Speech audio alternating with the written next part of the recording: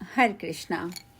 शेष जी कहते हैं, मुने तदंतर लक्ष्मण जी ने आकर पुनः जानकी जी के चरणों में प्रणाम किया।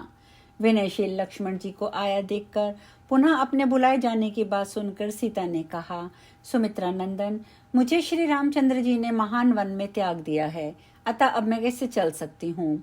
यहीं महर्षि वाल्मीकि के आश्रम पर रहूंगी और निरंतर श्री राम का स्मरण किया करूंगी। उनकी बातें सुनकर श्री लक्ष्मण जी ने कहा, माता जी, आप पतिव्रता हैं। श्री रघुनाथ जी बारंबार आपको बुला रहे हैं। पतिव्रता स्त्री अपने पति के अपराध को मन में नहीं लाती, इसीलिए इस उत्तम रथ पर बैठिए और मेरे साथ चलने की कृपा कीजिए।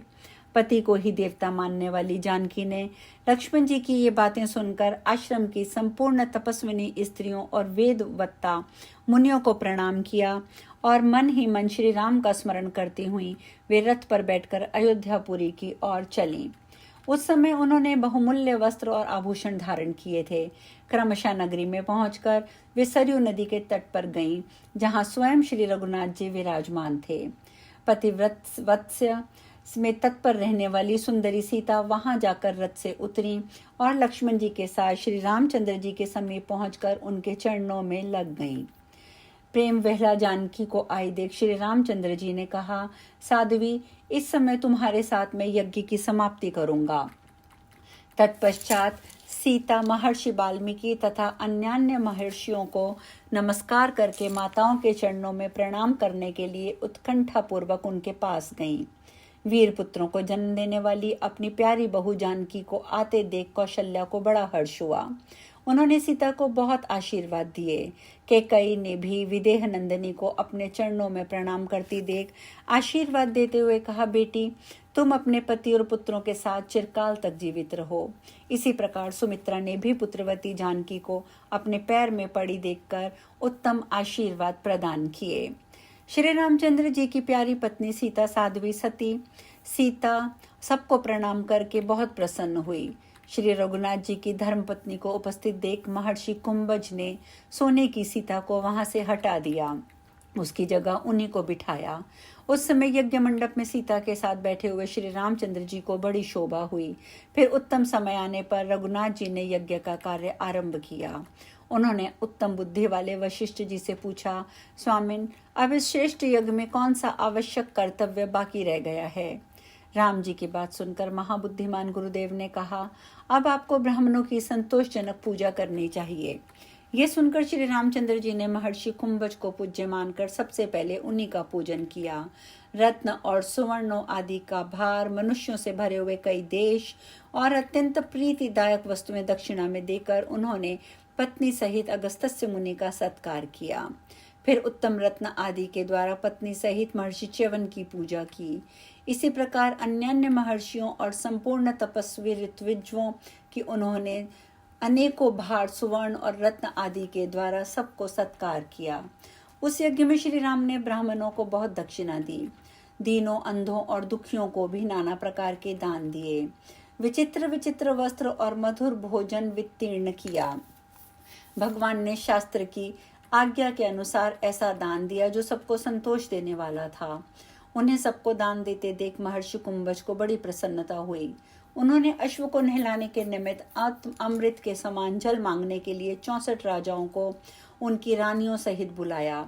श्री रामचंद्र जी सब प्रकार के अलंकारों से सुशोभित सीता जी के साथ सोने के घड़े में जल ले आने के लिए गए। उनके पीछे मांडवी के साथ भरत, उर्मिला के साथ लक्ष्मण, श्रुतिकीर्ति के साथ शत्रुघ्न, कांतिमती के साथ पुष्कल, कोमला के साथ लक्ष्मी निधि, महामूर्ति के साथ विभीषण, सुमनोहारी के साथ सुरथ और मोहना के साथ सुग्रीव भी चले। इस प्रकार और भी कई राजाओं को वशिष्ठ ऋषि ने भेजा। उन्होंने स्वयं भी शीतल एवं पवित्र जल से भरी हुई सरयू में जाकर वेद मंत्र के द्वारा उस जल को अभिमंत्रित किया। वे बोले, हे जल, तुम संपूर्ण लोकों की रक्षा करने वाले श्री रामचंद्र जी के यज्ञ के लिए निश्चित किए हुए इस आश्रम को पवित्र करो। मुनि के अभिमंत्रित किए हुए उस जल को राम आदि सभी राजा ब्राह्मणों द्वारा सुसंस्कृत यज्ञ मंडप में ले गए। उस निर्मल जल से दूध के समान श्वेत अश्व को नहलाकर महर्षि कुंभज ने मंत्र द्वारा राम जी के हाथ से उसे अभिमंत्रित किया। श्री रामचंद्र जी अश्व को लक्ष्य करके बोले, मालावाह, ब्राह्मणों से भरे हुए इस यज्ञ मंडप में तुम मुझे पवित्र करो। ऐसा कहकर श्री राम जी ने सीता जी के साथ अश्व का स्पर्श किया। उस समय संपूर्ण ब्राह्मणों को कौतूहलवश ये बड़ा विचित्र बात मालूम पड़ी। वे आपस में कहने लगे, जिनके नाम का स्मरण करने से मनुष्य बड़े बड़े पापों से छुटकारा पा जाते हैं, वे ही श्री रामचंद्र जी ये क्या कर रहे हैं? क्या अश्व इन्हें पवित्र करेगा? यज्ञ मंडप में श्री राम जी के हाथ का स्पर्श होते ही उस अश्व ने पशु शरीर का परित्याग करके तुरंत दिव्य रूप धारण कर लिया। घोड़े का शरीर छोड़कर दिव्य रूपधारी मनुष्य के रूप में प्रकट हुए उस अश्व को देखकर यज्ञ में आए हुए सब लोगों को बड़ा विस्मय हुआ।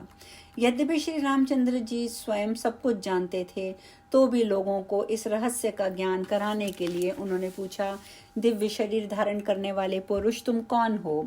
अश्व योनि में क्यों पड़े हो तथा इस समय यहाँ क्या करना चाहते हो, ये मुझे बताओ। राम जी की बातें सुनकर दिव्य रूपधारी पुरुष ने कहा, भगवान, आप बाहर और भीतर सर्वत्र व्याप्त हैं, अतः आपसे कोई बात छिपी नहीं है। फिर भी यदि आप पूछ रहे हैं तो मैं आपसे सब कुछ ठीक ठीक बता रहा हूँ। पूर्व जन्म में मैं एक परम धर्मात्मा ब्राह्मण था, किंतु मुझसे एक अपराध हो गया। महाबाहो, एक दिन मैं पाप हारिणी सरयू के तट पर गया। वहां स्नान, पितरों का तर्पण, विधि पूर्वक दान करके वेदोक्त रीति से आपका ध्यान करने लगा। महाराज, उस समय मेरे पास बहुत से मनुष्य आए और उन सबको ठगने के लिए मैंने कई प्रकार का दंभ प्रकट किया। इसी समय वहां तेजस्वी महर्षि दुर्वासा अपनी इच्छा के अनुसार पृथ्वी पर विचरते हुए वहां आए। सामने खड़े होकर मुझे दम्भी को देखने लगे। मैंने मौन धारण कर रखा था। ना तो वे उठकर उन्हें अर्घ्य दिया, ना उनके प्रति स्वागतपूर्ण वचन मुंह से निकला। मैं उन्मत्त हो रहा था। महामति दुर्वासा का ये स्वभाव तो यूं ही तीक्ष्ण है। मुझे दंभ भरते देख वे और भी प्रचंड के क्रोध से वशीभूत हो गए और मुझे शाप देते हुए बोले, ताप साधम, यदि तू सरयू के तट पर ऐसा घोर दंभ कर रहा है तो पशु योनि को प्राप्त हो जा। मुनि के दिए हुए शाप को सुनकर मुझे बड़ा दुख हुआ। मैंने उनके चरण पकड़ लिए। रघुनंदन, तब मुनि ने मुझ पर महान अनुग्रह किया और वे बोले, तापस, तू श्री रामचंद्र जी के अश्वमेध यज्ञ का अश्व बनेगा। फिर राम जी के हाथ का स्पर्श होने से दम्भहीन, दिव्य और मनोहर रूप धारण करके परम पद को प्राप्त हो जाएगा। महर्षि का दिया हुआ ये श्राप भी मेरे लिए अनुग्रह बन गया। राम, अनेकों जन्मों के पश्चात देवता आदि के लिए भी जिसकी प्राप्ति कठिन होती है, आपकी उंगलियों का अत्यंत दुर्लभ स्पर्श आज मुझे प्राप्त हुआ है। महाराज, अब आज्ञा दीजिए। मैं आपकी कृपा से महत पद को प्राप्त हो रहा हूँ, जहाँ न शोक है, न जरा, न मृत्यु, न काल का विलास। उस स्थान को जाता हूँ। राजन, ये सब आपका ही प्रसाद है।